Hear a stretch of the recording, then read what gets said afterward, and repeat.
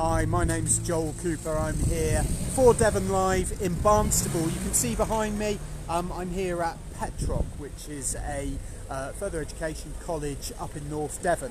They also have a campus in Tiverton as well. Very well established college here in Devon. Now, as you can see behind me, there are a lot of signs up and a lot of pickets. That's because we have some strike action here this morning. There are members of the University and College Union here out on strike for fairer pay. They have been in dispute with colleges about this for some time, but Petroc is one of 6 colleges that are among the first to be taking this strike action. There are further ballots happening up and down the country, some today, so this might be the first of many. I'm going to catch up with a couple of the guys behind me to find out a bit more about why they're here and what they want. Bear with me 1 second and I will just come and find one of the lecturers who can tell us a bit more about it. They've disappeared. Plus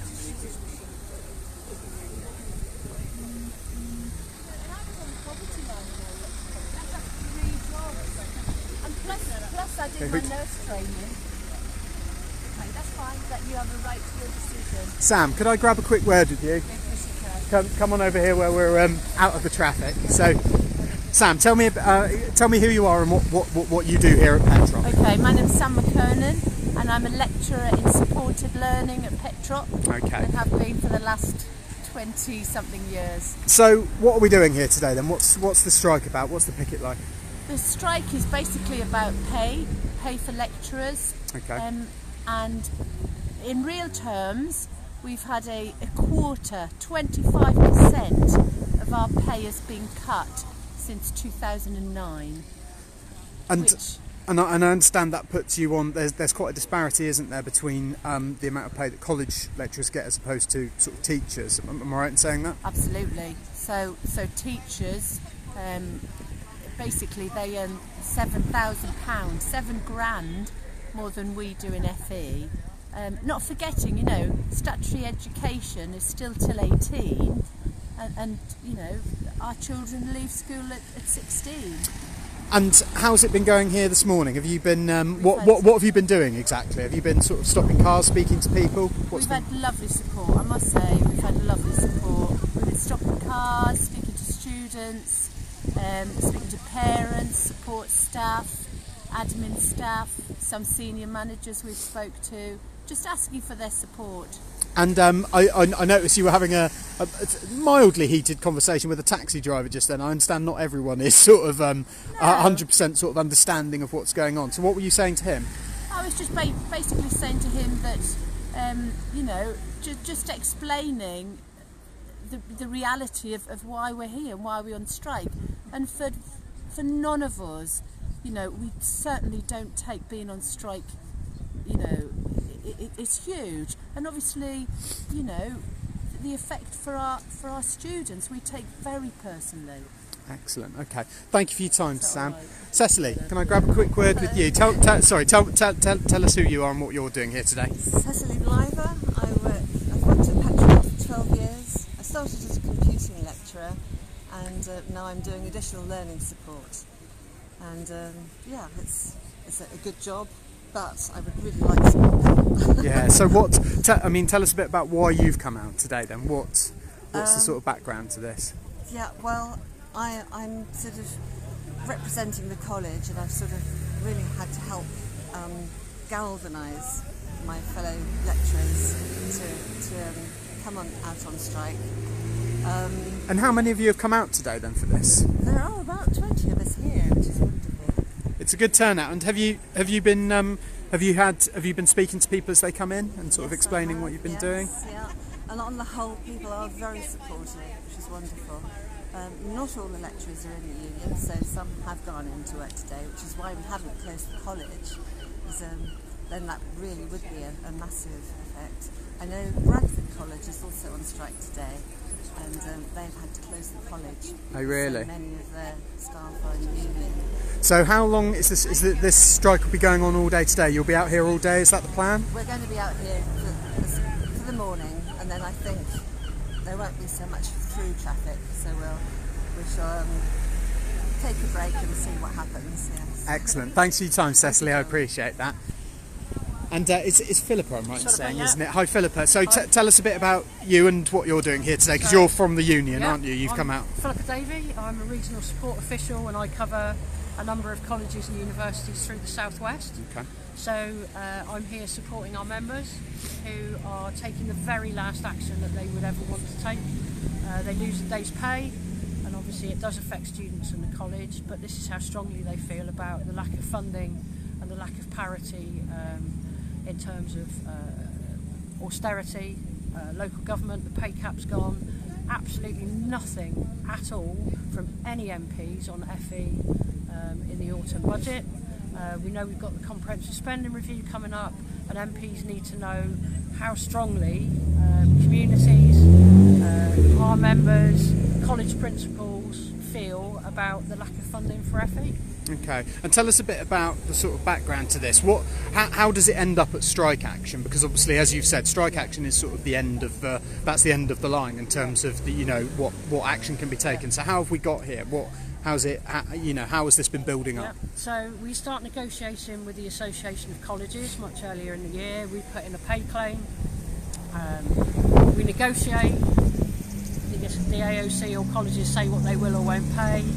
And most colleges are saying, Petroc's not different to a lot of colleges. We can't afford to give you a pay rise. We'd absolutely love to, but we haven't got any money.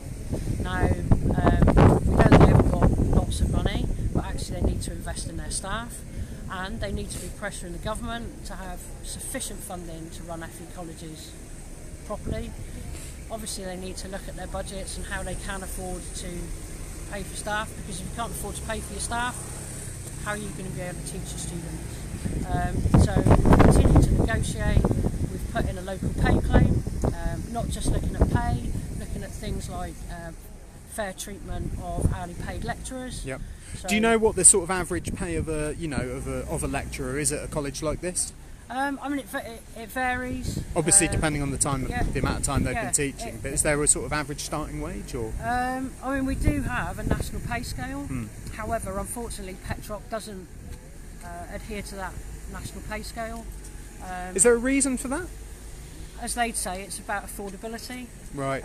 So usually, lecturers would start at starting salary and then would move up over the years, up a number of scale points, so they became more experienced. At Petroc, unfortunately, people aren't going up the scale points. That isn't unusual. That does happen at other colleges, but it shouldn't be a race to the bottom. It shouldn't be saying, well, over there they're doing this, so we're going to do it. Colleges need to work together to ensure that they are properly funded to pay people a wage that they can live on, and that they still are able to deliver quality education. And what do you think happens if nothing comes of this? What do you think happens? They just say, sorry, look, we just haven't got the money. Do you think this is going to put people off a career in sort of teaching or lecturing? Absolutely. We know that people have left lecturing. They've left both teaching and they've left both FE, because they can get money outside in industry. They can get paid better working hours, less stress, less pressure. But people don't do this job just for the money. They do the job because it truly is a vocation, and they want to enable people to better themselves, to have a really good start in life. For people who want to come back when they're older, to reskill, to be a real community asset. So it isn't just about the money, but people need to live. People need to be able to pay their bills, and if people can't do that, then they go and get jobs elsewhere. Excellent. Thank you ever so much for your time. I really appreciate that. Now I'm going to swing around and speak to you, sir, because you've come up from Plymouth this morning, aren't I? Right. So if you can just tell us who you are and what you do. I'm Mike Mullen. I'm one of the reps at Plymouth, and I'm up here today representing Plymouth and showing solidarity, I think, with the people here. And also, it's an important day for us because today is the first day of a reballot of the staff at City College Plymouth. Okay, so you guys have balloted already, have you? We've balloted, but under trade union law, we need to have a 50% vote. And we had a 47.4. But we've had nominations from the college, which I think has galvanised opinion. And National Executive suggested we should have a reballot along with 6 other colleges in the West Country, so that's what's happening, and that's starting today. Okay, so potentially the similar action could be taking place at Plymouth then? Yeah, and certainly in Plymouth, we've seen a huge spike in membership. We're now up to a membership of just shy huge proportion of the staff. And I think FERPA has expressed all the key issues that worry us. And another thing that is worrying with the pay differentials and where they've got to, where the pay issues got to. In a college like ours in the city, we've got a huge apprenticeship base. We've got a lot of, and trying to actually recruit good quality technical staff when you can't pay them a wage that matches what they can earn outside of the college sector. How on earth are you going to produce really good quality trained staff? That's the position you're in. Yeah. And that's a big issue, and that's not just an issue about the college, that's an issue about your skills base, your employability and all the rest of it. And it is a shame because, you look at all our key trades that we deliver, we look at all that stuff, and you think, well, we need to bring staff on board, we need to keep good staff, and you're only going to keep them if you can pay them a reasonable wage. If they're struggling to pay the bills, then it's obvious it's going to happen. Yeah. So, everybody thinks that, I think sometimes any dispute over pay is a bit selfish, but there's more to it than that. The funding is actually stopping the recruitment of good quality staff in some areas, and I think that's a huge issue. Okay. Brilliant. Well, thank you for your time. I'm going to come over here and try and speak to some students now, who are some Petroc students who are, I understand, up for speaking to us. Hi guys. Hello. Are you up for having? We're live on Devon Live. Oh, there's some more coming as well apparently. So sorry. Tell me your names and what you study here at Petroc then. I'm Samantha. I'm doing a psychology degree. Okay. I'm Ellen. I'm doing A levels. Okie doke. What so obviously you've come into college today and seen the picket line and that. What's your understanding of what's going on then today? Well, we are part of the student union, so we do want to support our teachers because we find it quite ridiculous actually to expect to have a good education and if the teachers aren't provided, but they very much do so. So we just want to support them and make sure they get the support that they need.